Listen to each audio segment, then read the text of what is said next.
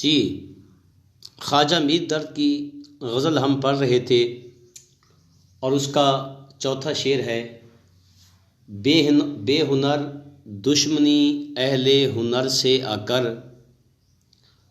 بے ہنر دشمنی اہل ہنر سے آ کر، منہ پہ چڑھتے تو ہیں پر جی سے اتر جاتے ہیں۔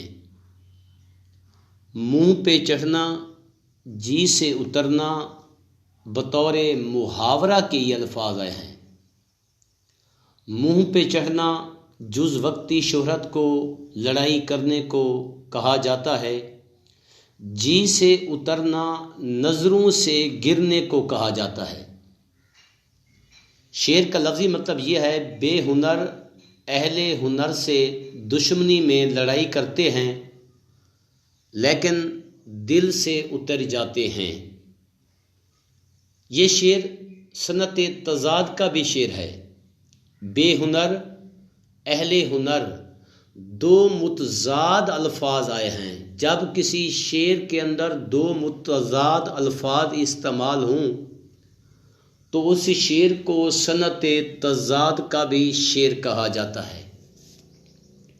خواجہ میر درد نے اس شعر کے اندر جو ہنر مند لوگ ہوتے ہیں اور بے ہنر لوگ ہوتے ہیں، ان کی آپس میں جو چب کلش ہوتی ہے، اس چب کلش کی، اس دشمنی کی خواجہ میر درد بات کرنا چاہتا ہے۔ اس دنیا کے اندر کامیابی کے حصول کے لیے انسان کے ہاں کسی نہ کسی ہنر کا، کسی نہ کسی خوبی کا ہونا ضروری ہے۔ اگر انسان کے ہاں صلاحیت ہے، کوئی فن ہے، کوئی خوبی ہے، اس خوبی کی انسان کو تشہیر بازی نہیں کرنا پڑتی، بلکہ اگر انسان کے ہاں کوئی فن ہوتا ہے، کوئی صلاحیت ہوتی ہے، کوئی خوبی ہوتی ہے، وہ دور سے انسان کی ذات کے اندر چھلک رہی ہوتی ہے، جھلک رہی ہوتی ہے، نظر بھی آ رہی ہوتی ہے۔ جو لوگ کورے ہوتے ہیں، جن کے ہاں کوئی ہنر نہیں ہوتا، جن کے ہاں کوئی خوبی نہیں ہوتی، وہ اوچھے اور منفی ہتھ کنڈے استعمال کر کے ان باہنر افراد کے مقابلے پر اتر آتے ہیں، اور بعض اوقات بلکہ زیادہ تر معاشرے کے اندر ان لوگوں کو عہدہ ملتا ہے، مرتبہ ملتا ہے، جن کے اندر وہ صلاحیت بھی نہیں ہوتی، وہ خوبی بھی نہیں ہوتی۔ یہی وجہ ہے کہ بڑے بڑے شعراء، ادیب، فنکار اکثر زمانے کی ناقدری کا گلہ کرتے رہے۔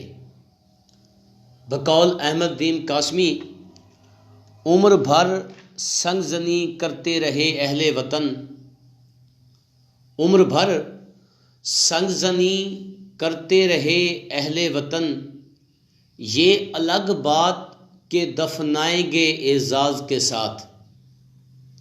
غالب نے بھی اپنی ناقدری کا یوں ذکر کیا تھا: بنا ہے شاہ کا مصاحب، پھرے ہے اتراتا، وگرنہ شہر میں غالب کی آبرو کیا ہے۔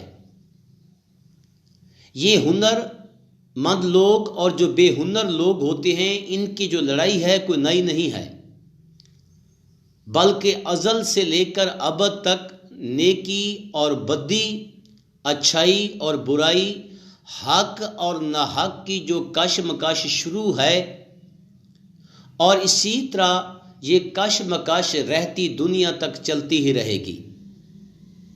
چونکہ جو نااہل لوگ ہوتے ہیں وہ موقع پرست ہوتے ہیں، ابن الوقت ہوتی ہیں، خوش آمدی ہوتے ہیں، چڑھتے سورج کے پجاری ہوتے ہیں، اس لیے وہ ان منفی ہتھ کنڈوں سے مستحق لوگوں کو پیچھے چھوڑ جاتے ہیں۔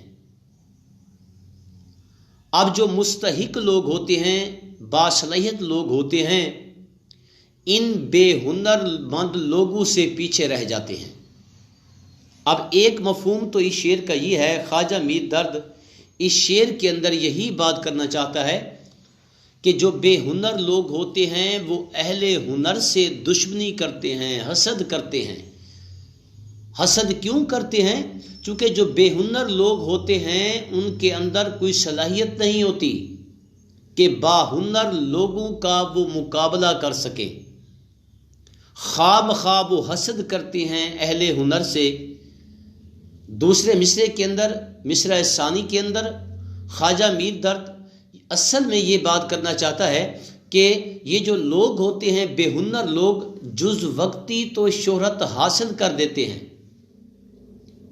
لیکن جو آنے والی نسل ہوتی ہے، آنے والا زمانہ ہوتا ہے، ایسے لوگوں کو فراموش کر دیتا ہے۔ اس شعر کا ایک اور مفہوم بھی ہو سکتا ہے کہ خواجہ میر درد اپنے اشعار کی تاثیر کا، فصاحت کا، بلاغت کا، سوز و گداز کا بھی ذکر کرنا چاہتا ہے۔ یعنی وہ شاعر جن کے ہاں شاعرانہ صلاحیت نہیں ہوتی، وہ اچھے جو شعراء ہوتے ہیں، باصلاحیت جو شعراء ہوتے ہیں، جو فطری شعراء ہوتے ہیں، ان کے مقابلے پہ اتر آتے ہیں۔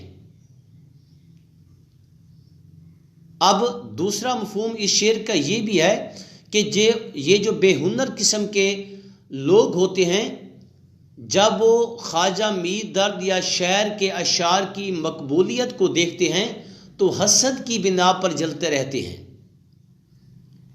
اس لیے خواجہ میر درد یہی بات کرنا چاہتا ہے، جو بے ہنر لوگ ہوتے ہیں میرے اشعار کی مقبولیت کو دیکھ کر خواہ مخواہ حسد کرتے ہیں، دشمنی پہ اتر آتے ہیں۔ ایسے جو لوگ ہوتے ہیں جز وقتی تو شہرت حاصل کر لیتے ہیں، چونکہ ان کے اندر کوئی کمال نہیں ہوتا، ان کے اندر کوئی صلاحیت نہیں ہوتی، کوئی اس کے اندر خوبی نہیں ہوتی۔ جو آنے والا زمانہ ہوتا ہے، جو تاریخ ہوتی ہے، ایسے لوگوں کو فراموش کر دیتی ہے۔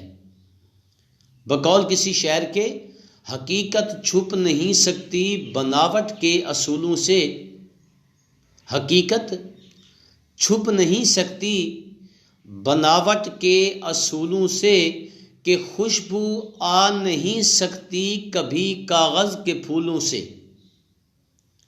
اس شعر کا ایک اور مفہوم بھی ہو سکتا ہے کہ خواجہ میر درد اپنے دور کی بھی اس شعر کے اندر عکاسی کرنا چاہتے ہیں۔ جو بے ہنر لوگ تھے، جو طاقت کے بل بوتے دہلی کے تخت پر زبردستی قبضہ بھی کرنا چاہتے تھے، ان کے اندر یہ صلاحیت نہیں تھی، چونکہ خواجہ میر درد کا جو دور تھا وہ افراتفری کا دور تھا۔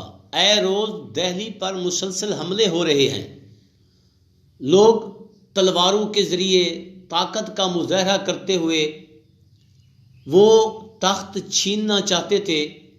اب خواجہ میر درد شاید ان لوگوں کے بارے میں بھی اس شعر میں اشارہ کر رہے ہیں، یہ جو بے ہنر لوگ ہیں یا طاقت کے ذریعے اقتدار حاصل کرنا چاہتے ہیں، ایسے لوگوں کو جو تاریخ ہوتی ہے کبھی یاد نہیں رکھتی، اگرچہ انہیں جز وقتی تو شہرت مل جاتی ہے، لیکن آنے والا جو زمانہ ہوگا ایسے لوگوں کو فراموش کر دیتا ہے۔